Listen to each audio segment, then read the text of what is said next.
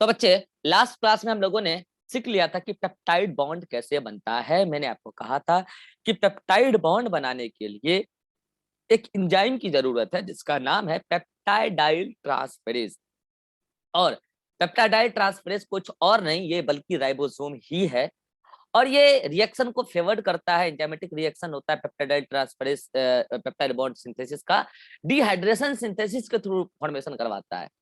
और मैंने कहा था कि ऑर्गेनिक केमिस्ट्री में पेप्टाइड बॉन्ड को अमाइड बॉन्ड भी कहेंगे according to the arrangement of atoms in functional group, क्योंकि यहाँ पे दो फंक्शनल ग्रुप एसिड और बेस रिएक्ट किए हैं।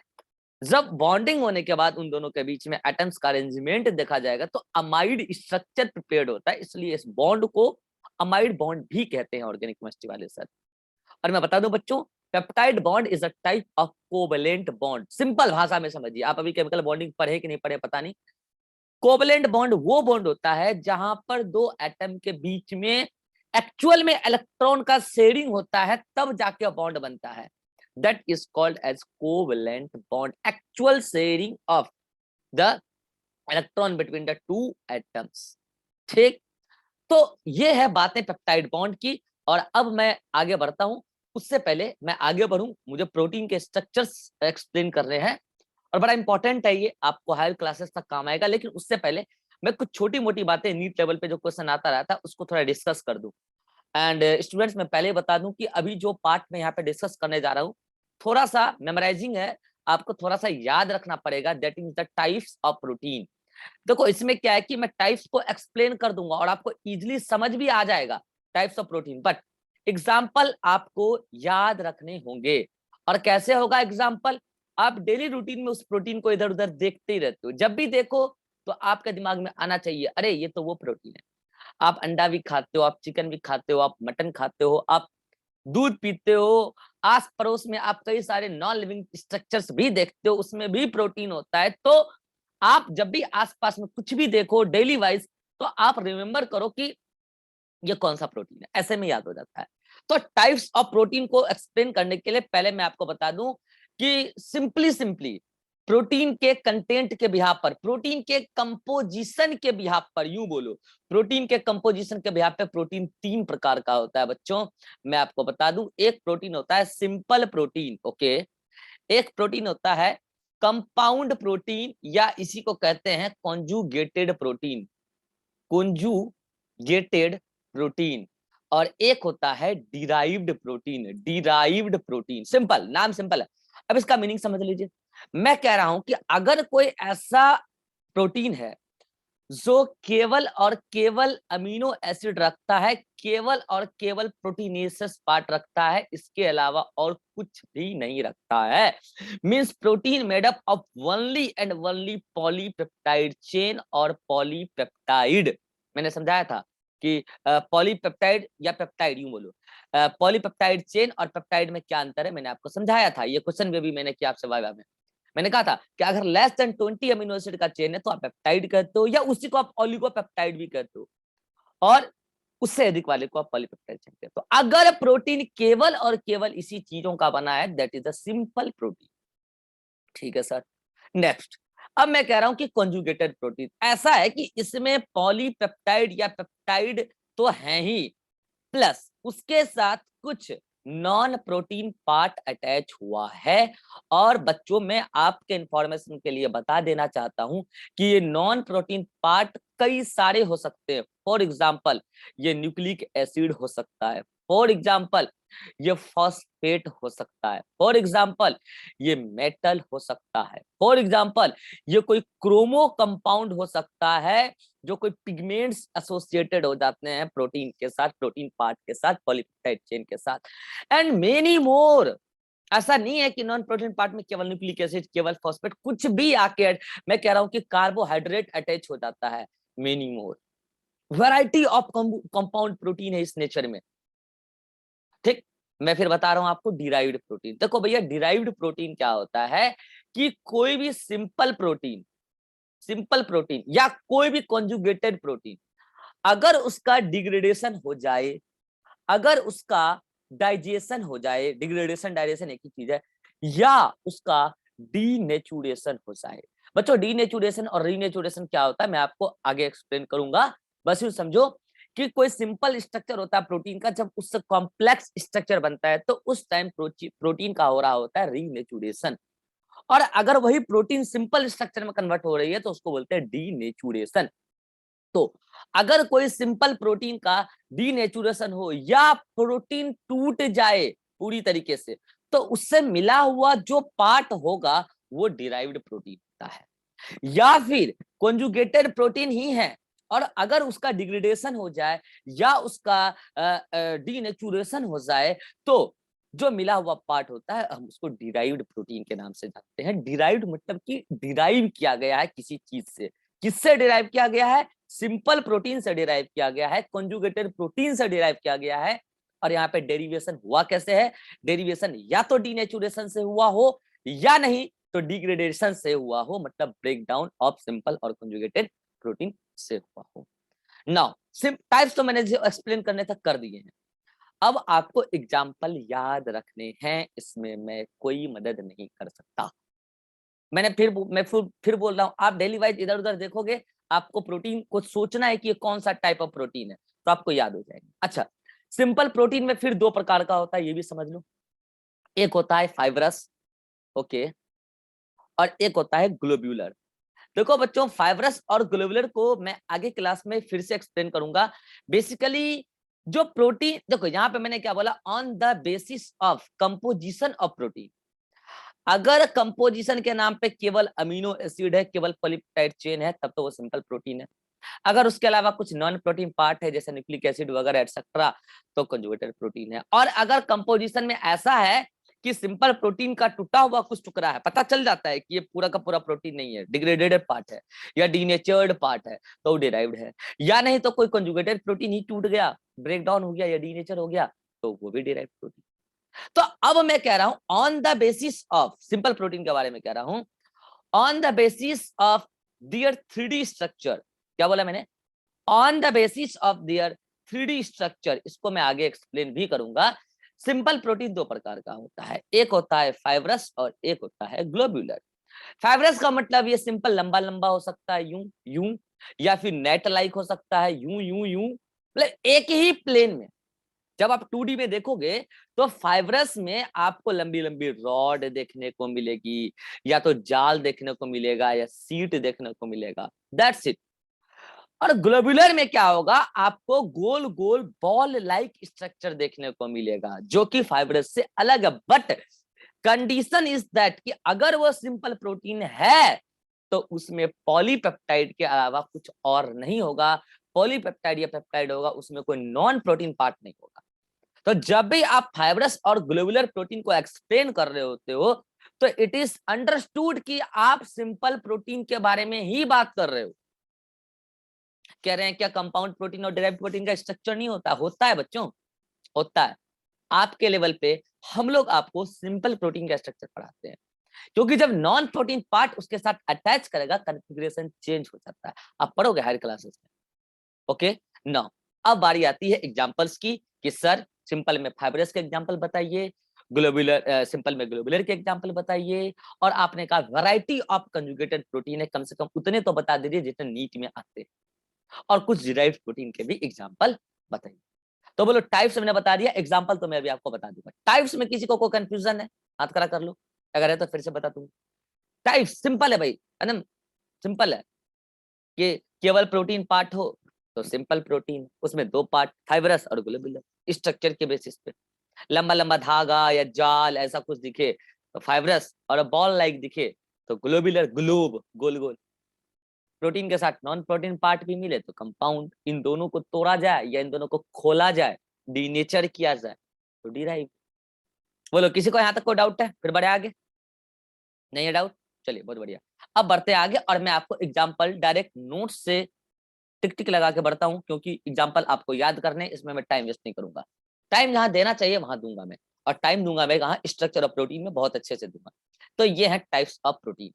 देख लिया आपने, यहाँ पे लिख रखा है made up of only protein part, that means polypeptide chain, and it may also be a peptide।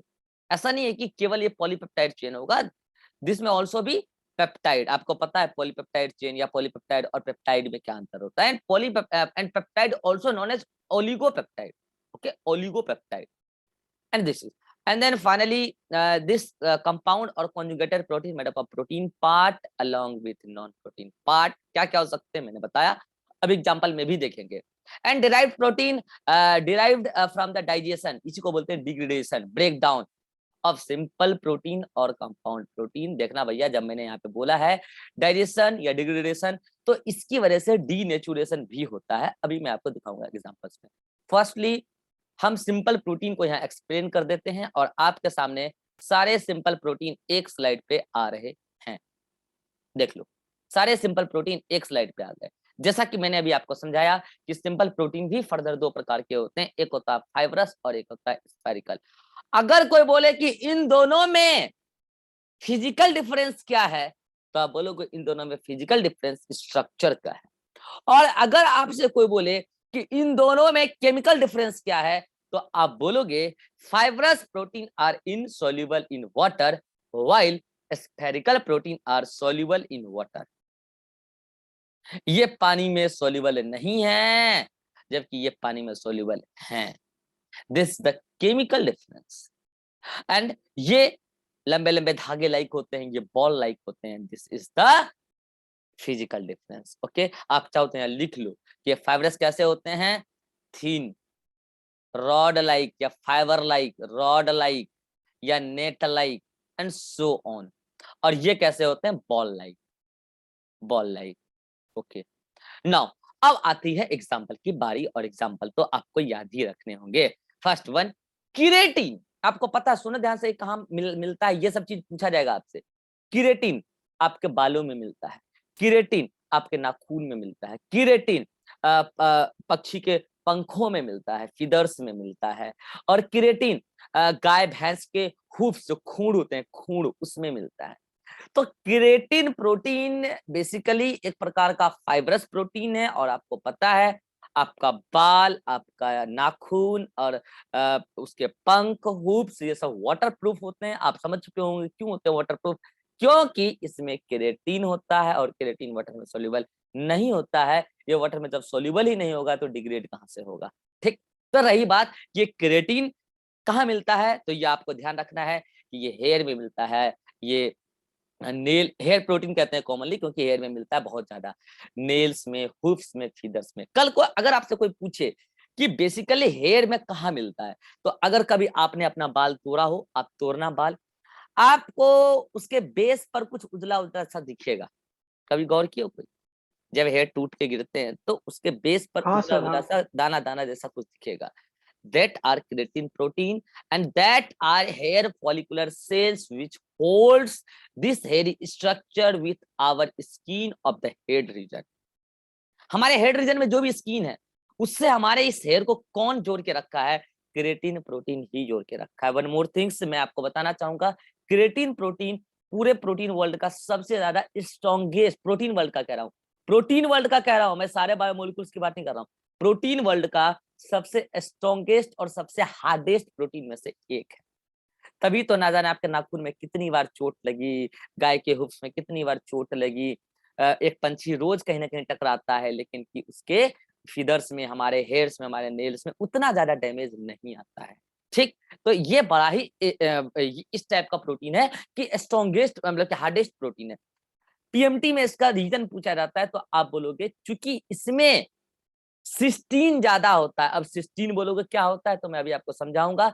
Cysteine sulphur containing, cysteine sulphur containing amino acid होता है, और जहां पर सल्फर कंटेनिंग अमीनो एसिड होता है, वहां डाइसल्फाइड बॉन्ड का formation होता है, लाइक दिस। कैसे बॉन्ड बनता है आपको मैं बताऊंगा आगे। और डाइसल्फाइड बॉन्ड में आपको बता दूं बच्चों, ये एक्स्ट्रा स्टेबिलिटी दे देता है, किसको, क्रिएटिन प्रोटीन को। ये मैं आपको किस बेसिस पे बता रहा हूँ, ये मैं आपको बता रहा हूँ on the basis of structure simple protein, दो प्रकार के। और ये जो मैं आपको बता रहा हूँ कि ये बॉन्डिंग बॉन्डिंग ये सब अभी आगे लेंगे। ठीक है, तो आप बस इतना ध्यान रखो कि जो केराटिन प्रोटीन है उसमें डाइसल्फाइड बॉन्ड की अबंडेंस बहुत ज्यादा होती है अदर के तुलना में, इसीलिए ये हार्डेस्ट होता है। और पता है यही कंसेप्ट यूज किया जाता है, आपने सुना होगा बड़े बड़े सैलून में और हाई प्रोफाइल की फैमिली क्रेटिनाइजेशन कराती है, सुना है? क्रेटिनाइजेशन, डी क्रेटिनाइजेशन सुना है? किसने किसने करवाया है? वो जो हेयर स्ट्रेट कराते हैं, कौन कौन कराया? हाथ खड़ा करो। स्ट्रेट हेयर कौन कौन करवाए? अरे स्ट्रेट, किसी का करली होता है, किसी का स्ट्रेट होता है, अंशु करवाई है स्ट्रेट हेयर। और कोई करवाया इधर स्ट्रेट हेयर? अच्छा, बस सर अंशु। केराटिन वाला शैम्पू भी आता है सर।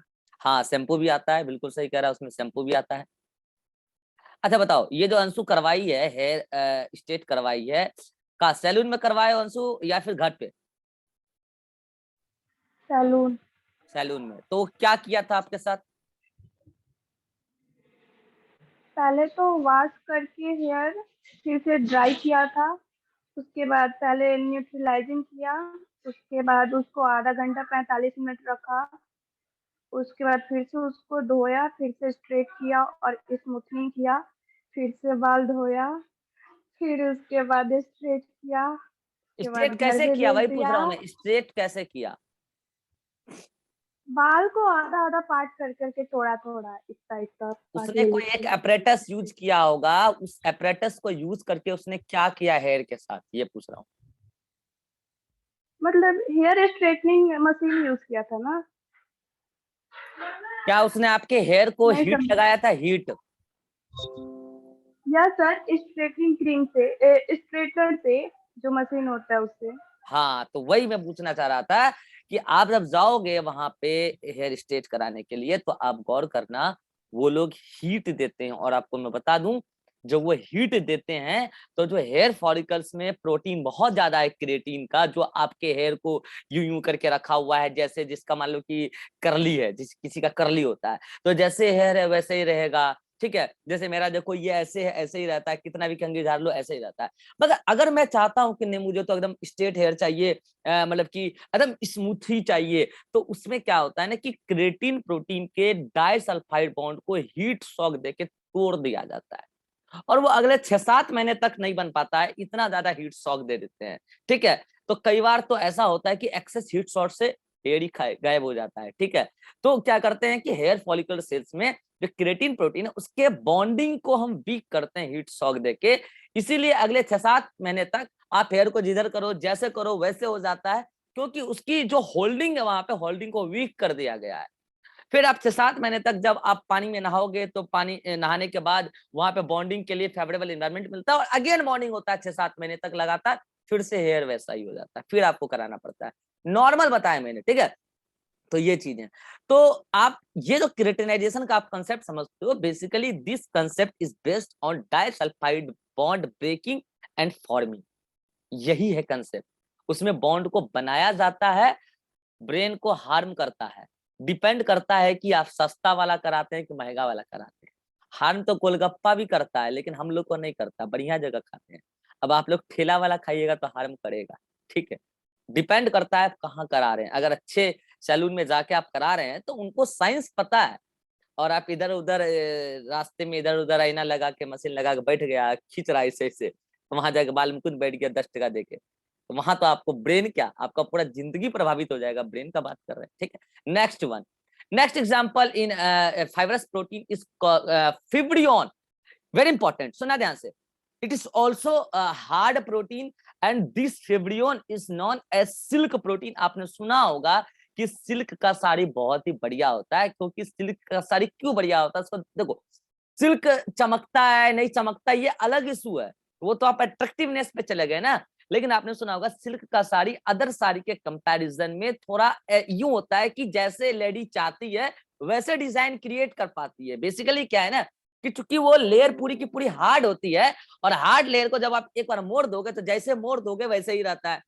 नॉर्मल साड़ी में सिल्क तो होता नहीं है, तो उसमें क्या होता है साड़ी एकदम यूं दिखता है कि हाँ भाई ये एक लेयर है, ये एक लेयर है, ये एक लेयर है। तो बेसिकली उसमें सिल्क प्रोटीन हार्ड हार्ड है, इसकी वजह से वो साड़ी ज्यादा बिक रहा है। और ये सिल्क कैसे बनता है ये सब बहुत डिटेल में था पहले एनिमल हस्बेंड्री में, अब हटा दिएगा। यूं समझो कि सिल्क बनाने वाले इंसेक्ट होते हैं, लैक इंसेक्ट कहते हैं उसको, वो लोग सिल्क बनाते हैं और वोमेट करते हैं। ठीक है, और उससे हम लोग सिल्क को प्रिपेयर करके निकाल लेते हैं। ये पूरा टेक्नोलॉजी है, इसको कहते हैं सिल्क प्रोडक्शन, ठीक है। तो उसमें जो प्रोटीन होता है वो प्रोटीन है फिब्रियोन, जो एक प्रकार का फाइब्रस प्रोटीन है। Next one, collagen, very important protein, ये आपके बॉडी में कनेक्टिव टिश्यू में मिलता है। और मैं आपको एक ट्रिक देता हूँ, सुन लो ध्यान से, कल मैं पूछूंगा वाइवा में। आपके हड्डी और हड्डी को जोड़ता है एक स्ट्रक्चर, और आपके हड्डी और मसल को जोड़ता है एक स्ट्रक्चर। जो आपके हड्डी और हड्डी को जोड़ता है उसको कहते हैं लिगामेंट, लिगामेंट। और जो आपके हड्डी को मसल से जोड़ता है उसको कहते हैं टेंडन। क्या कहते हैं उसको? टेंडन। तो जो बोन और मसल को जोड़ने वाला स्ट्रक्चर है that is the tendon. Tendon बना होता है कोलेजन प्रोटीन का। कोलेजन के कई सारे स्ट्रक्चर यहां मिलकर कोलेजन फाइबर बनाते हैं यूं। और मान लो कि ये कोई हड्डी है, मान लो कि ये कोई हड्डी है और यहाँ कोई मसल्स हैं, तो मसल्स, ये मान लो कोई मसल्स अटैच हो रहा है, मान लो उसके बीच में कई सारे क्या जुड़ गए? कोलेजन फाइबर जो उससे अटैच्ड है। देन जब आप खाओगे चिकन पीस, लेग पीस, तो आप मसल्स को चीरोगे, basically you are destroying the collagen fibres. और कुछ डिस्ट्रॉय तो वो पकाने से हो गए, ठीक। तो ये हो गया बोन और मसल को जोड़ने वाला स्ट्रक्चर टेंडन कहलाता है। एंड बोन और बोन भी आपस में अटैच होते हैं, that structure are known as ligament. और लिगामेंट बना होता है इलास्टिन प्रोटीन का। इलास्टिन फाइबर बनते हैं यहाँ पे जो बोन और बोन को स्ट्रांगली होल्ड करता है। ओके नो, अब मैं आपको एक ट्रिक दे रहा हूं, देखो बोन और बोन को जोड़ के कौन रखता है? लिगामेंट। तो मैंने यहां से ट्रिक निकाला, बबली। क्या ट्रिक निकाला? बबली। मतलब बोन बोन लिगामेंट। तो बोन और बोन को कौन जोड़ता है? लिगामेंट। तो कल मैं वावे में पूछूंगा बोन और मसल को कौन जोड़ता है? तो अंडरस्टूड टेंडन। कह रहे टेंडन का अलग से ट्रिक नहीं बताएंगे? नहीं बताएंगे। अरे भैया जब लिगामेंट का बताए तो टेंडन का अलग से याद रखो ना यार। बच्चा कंफ्यूज होता है कि बोन बोन और बोन मसल, लिगामेंट और टेंडन को याद आ जाता है, लेकिन ये याद नहीं आता कि लिगामेंट कहाँ और टेंडन कहाँ। तो मैंने ट्रिक दे दिया बबली। तो बबली में बोन टू बोन लिगामेंट है, तो बोन टू मसल टेंडन है, सीधी सी बात है। तो ये चारों प्रोटीन जो मैंने बताया आपको, ये चारों फाइब्रस प्रोटीन है, वाटर में इनसॉल्युबल होता है। Keratin, fibroin, collagen, elastin. मैंने इतना बताया है, इसका मतलब ये नहीं कि इतना ही होता है, होने को तो और भी है। आपके सिलेबस में इतना है, इतने एग्जाम में आता है, ठीक है। चलिए नेक्स्ट मैं आपको कुछ स्फेरिकल प्रोटीन बताता हूं, बच्चों सुनेगा ध्यान से। जब मैं कहता हूं ग्लोबुलिन या ग्लोबीन, जब मैं कहता हूं ग्लोबुलिन या ग्लोबीन, तो मैं केवल और केवल प्रोटीन पार्ट की बात कर रहा हूं जो हीमोग्लोबिन है। अभी मैं हीमोग्लोबिन भी लूंगा।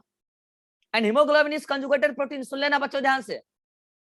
हीमोग्लोबिन इज कंजुगेटेड प्रोटीन क्योंकि उसमें आयरन पार्ट आता है, मेटल पार्ट आता है, metallo protein, conjugated protein. But मैं अगर ये बोलूं कि हीमोग्लोबिन का केवल ग्लोबिन, तो गोल गोल प्रोटीन का ball, and that is globulin protein in haemoglobin. Next one, histone. पुराना जमाना याद आ रहा हो अगर आप, वर्षों पहले कोई टीचर आपको सेल बायो पढ़ाया होगा आके और बताया होगा डीएनए का पैकेजिंग, और उस डीएनए के पैकेजिंग में याद कीजिए मैंने चीख चीख के चिल्ला चिल्ला के समझाया था कि ये हिस्टोन प्रोटीन प्रोटीन है और उसके चारों ओर आकर डीएनए रैप होता है। तो मैं केवल हिस्टोन की बात कर रहा हूं, केवल हिस्टोन दैट आर प्रोटीन। और याद कीजिए मैंने कहा था गोल गोल ग्लोबुलर प्रोटीन, याद आया। Next one, rubisco. हाल फिलहाल में बात हुई है, कहां मिलता है? क्लोरोप्लास्ट के स्टोमा में, also a spherical protein. Next one, albumin. कहां मिलता है? अंडा में मिलता है, हमारे ब्लड में मिलता है, मिल्क में मिलता है। मैं आपको बताऊं जो ये एल्बुमिन मिल्क में या एग वगैरह में मिलता है, मिल्क में जो मिलता है खास करके वो उसका नाम होता है लेक्ट एल्बुमिन। और जो हमारे ब्लड में मिलता है उसका नाम होता है सीरम एल्बुमिन। और ये एल्बुमिन हमारे ब्लड में हमारे ब्लड कोलाइडल ऑस्मोटिक प्रेशर को मेंटेन करता है। बीसीओपी, ब्लड कोलाइडल ऑस्मोटिक प्रेशर क्या होता है या फिजियोलॉजी में पढ़ोगे। और एल्बुमिन प्रोटीन ये भी स्फेरिकल है। Next one, protamine. स्पर्म में प्रोटीन होता है, स्पर्म के हेड में प्रोटामिन, वो भी एक प्रकार का स्फेरिकल प्रोटीन। स्क्रीनशॉट लीजिए, मीटिंग खत्म होने वाला है। Last one, प्रोलामिन। प्रोलामिन कई प्रकार की होती है, जैसे ग्लूटीन, जीन, हार्डिन। जैसे ग्लूटीन व्हीट में मिलता है, जीन मेज में, ये सारे प्रोटीन। जैसे ग्लूटीन का बात करूंगा मैं, इसकी वजह से आटे में इलास्टिसिटी देखोगे, आपकी आटा इलास्टिक होता है सानने के बाद due to this protein gluten. तो ये सारे प्रोटीन स्फेरिकल हैं और आपको सीधे सीधे लर्न करने हैं और याद रखने हैं। कुछ फाइब्रस हैं, कुछ स्फेरिकल हैं। These are the simple proteins. अब मैं नेक्स्ट मीटिंग में आपको एक्सप्लेन करूंगा कंपाउंड और कॉन्जुगेटेड प्रोटीन। आइए मिलते हैं नेक्स्ट मीटिंग में, और आपका डाउट होगा तो नेक्स्ट मीटिंग में हम ले लेते हैं। आइए।